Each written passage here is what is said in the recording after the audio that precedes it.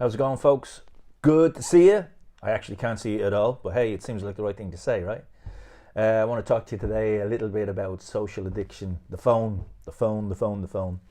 Have you ever noticed walking into a restaurant, for example, or waiting for a bus or a train, how many people on the street have their head buried in the phone? And it seems to be a situation we have where we have an awful lot of criticism about, even though we're getting more social, we're getting more distant. People are less in contact physically, emotionally, with the eyes, with the touch, because they're all buried in the phone. Okay, it might be true. One thing I have noticed, doing a lot of teaching, is the amount of students who want to bring their phone into class and look at their phone during class. And I started to think about that and challenge them on it. And I found that some of them were absolutely terrified of letting go of the phone for even a minute. And some people even expressed how dependent they were, that they would be less, let's say, without their phone.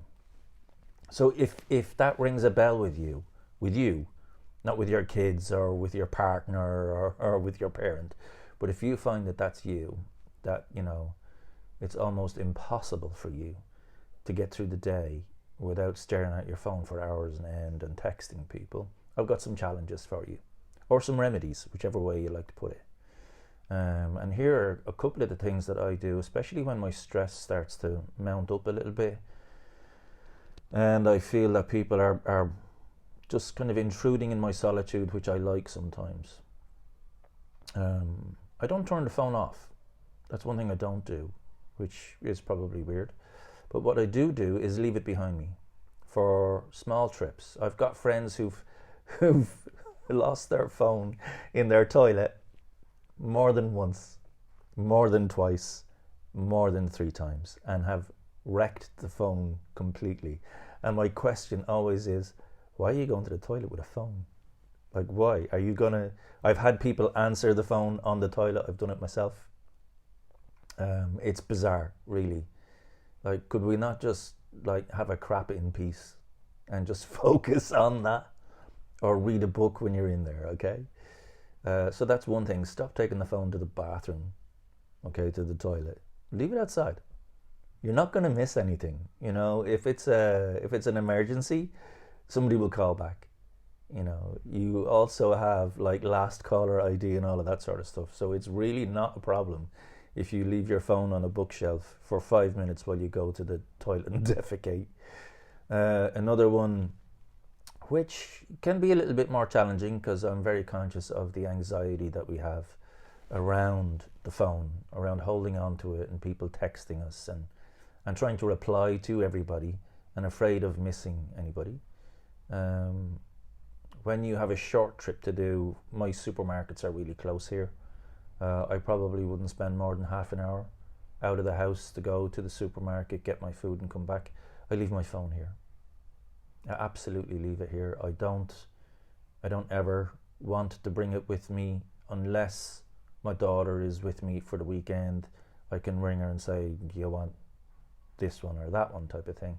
But just leave your phone at home when you go to the supermarket. What do you need a phone for in the supermarket? You're buying food for yourself. That's it. Just go and buy your food. You know, what did you do before mobile phones came out when you went to the shops? Did you make a list on paper? Make a list on paper if you need one, okay? So that's 2 ways that you can probably train yourself off your phone anxiety a little bit. The last one is probably more difficult. It's very difficult for me. I take my phone to bed with me, and I put it beside my bed, and I probably look at it first thing in the morning. I certainly look at it last thing at night. Last night, I forgot to put the silent mode on. I was woken up in the middle of the night and actually counselled a friend who was going through a bit of a heartbreak, which I'm going to write about later. And I thought, why is my phone in my bedroom? Okay, so it's my alarm. Okay, but I could put it in another room and still hear it in the morning. It would still wake me up. So if that's a possibility, when you go to bed at night, leave your phone in another room, leave your bedroom door open, put it on full blast for your alarm in the morning if that's what you need. So there's 3 ways that you can help yourself with your phone addiction and your social media addiction. 1, don't take it to the toilet. 2, don't take it when you go to do your food shopping. Just leave it at home, it's not going anywhere. And 3, don't take it to bed with you. Especially if you're in a couple.